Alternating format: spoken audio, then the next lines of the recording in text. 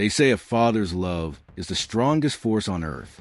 But what happens when that love twists into something darker?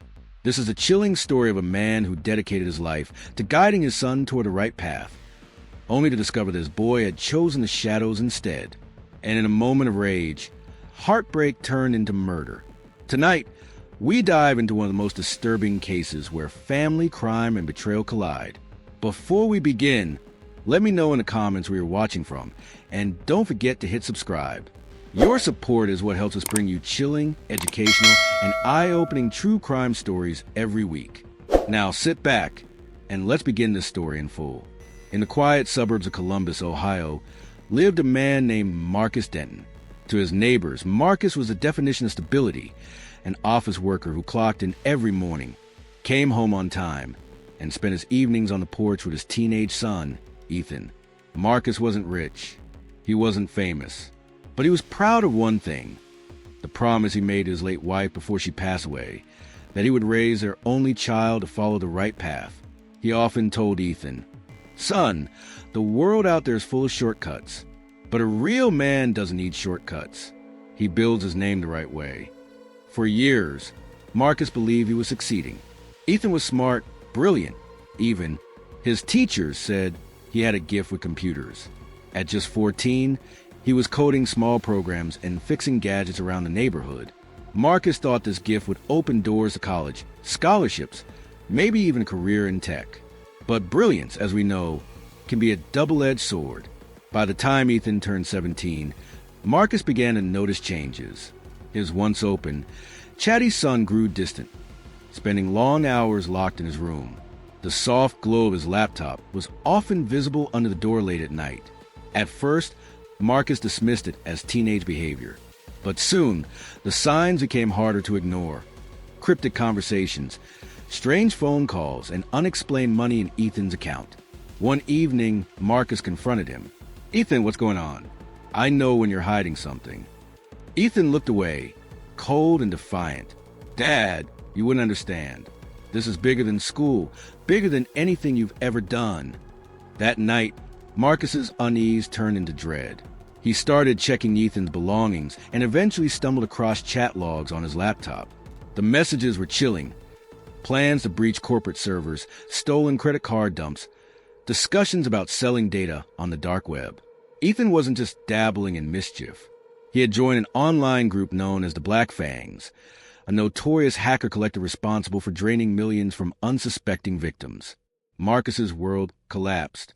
For years, he had been fighting to build a legacy of honesty. And now, his only son was part of a criminal empire that thrived on lies, theft, and destruction. He thought about going to the police. But then he imagined the headlines. Local teen hacker arrested. Father looked the other way. In Marcus's mind, it wasn't just Ethan's future at stake. It was his family's honor, his promise to his late wife, his entire sense of purpose. Anger grew, shame boiled, and love twisted into something unrecognizable. What do you think Marcus should have done at this point? Should he have turned his son into the authorities, or tried to pull him back with patience? Let us know your thoughts in the comment section below. The breaking point came on a rainy Thursday night.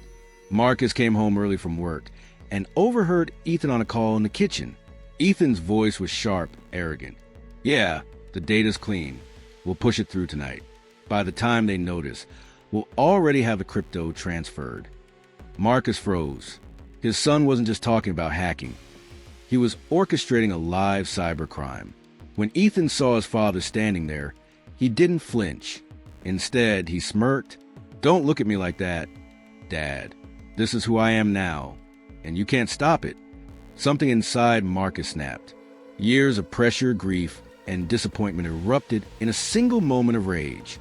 In the heated argument that followed, words escalated to shoves, and then, in a tragic instant, violence crossed a line that could never be undone.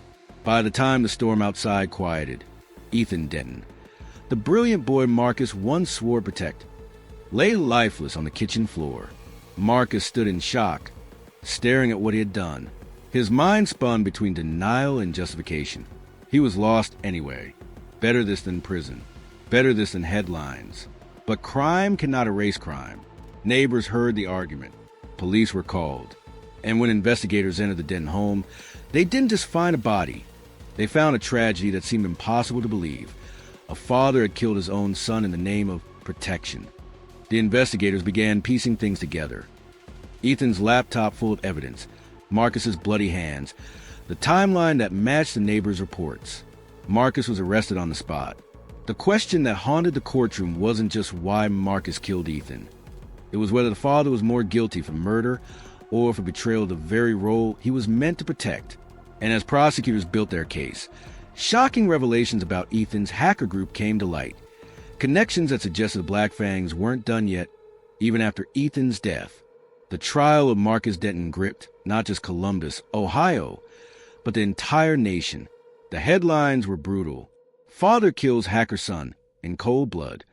A family torn apart by cybercrime and rage. The courtroom was packed every day. On one side, prosecutors painted Marcus as a man who let pride and anger destroy his judgment.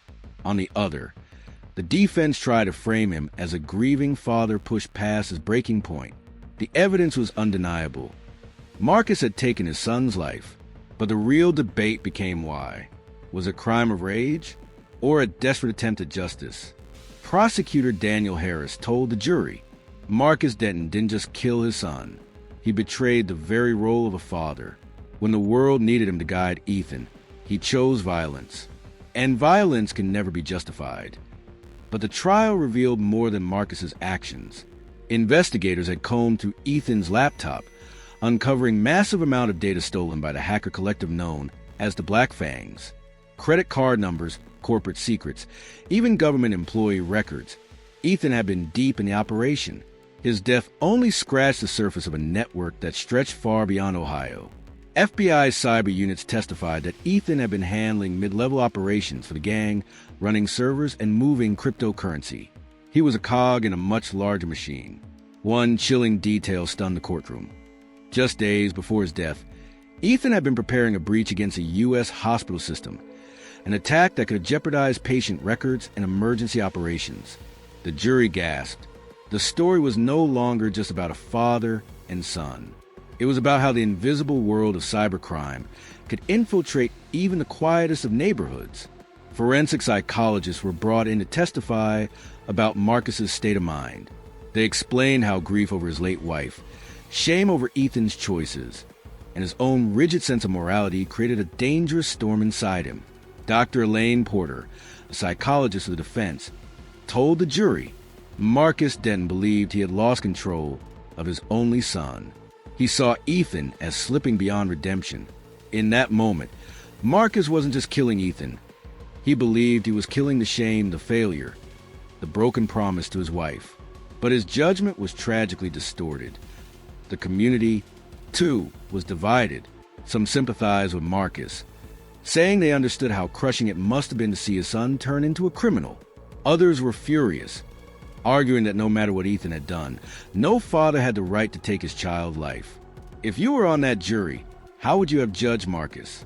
Would you see him as a father pushed too far, or as a murderer who chose pride over love? Comment your thoughts below, because this case raised questions that still divide people today. After weeks of testimony, the jury returned. The courtroom held its breath. Marcus Denton was found guilty of second-degree murder and sentenced to life in prison without parole. The judge's words were heavy. You were not sentenced for being the father of a hacker. You were sentenced for becoming a murderer. You had every option: to seek help, to call the authorities, to guide your son toward redemption.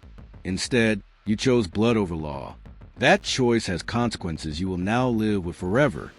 Marcus hung his head, silent. His dream of protecting his son had ended in the worst possible way, by destroying both of their lives. In the months that followed, the Black Fangs were hit with multiple FBI raids. Several members were arrested, and Ethan's laptop became a critical piece of evidence in dismantling parts of the gang's infrastructure. But to the Denton family, none of that mattered. A boy was gone. A father was caged. A community was scarred. Local schools and community groups began using the case as a teaching tool, warning teens about the dangers of cybercrime. Counselors reminded parents to look not just at their children's grades, but also at their online lives, the hidden world behind the screens. And across social media, debates raged. Was Marcus a villain or a tragic victim of circumstance? Could Ethan have been saved if his father had chosen patience instead of anger? And most importantly, how many other families might be hiding similar struggles, with children lured into digital underworlds?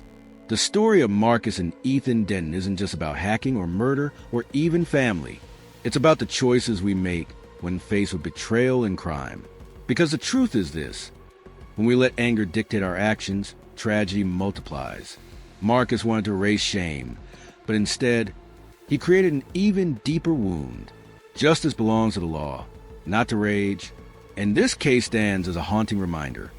When crime enters our homes, the answer isn't violence. It's vigilance. It's communication. It's courage to seek help before it's too late. And that's the story of Marcus and Ethan Denton, the father who lost his son to cybercrime and then lost himself to violence. Thank you for staying with us through this heartbreaking case. If this story moved you, make sure to hit the like button, drop your thoughts in the comment section below, and most importantly, subscribe to BYTECRIMES, because it's your support that keeps us motivated to bring you chilling, educational, and eye-opening true crime stories from the hidden corners of the digital world. Until next time, stay safe, stay aware, and remember, in a world of shadows, knowledge is your best defense.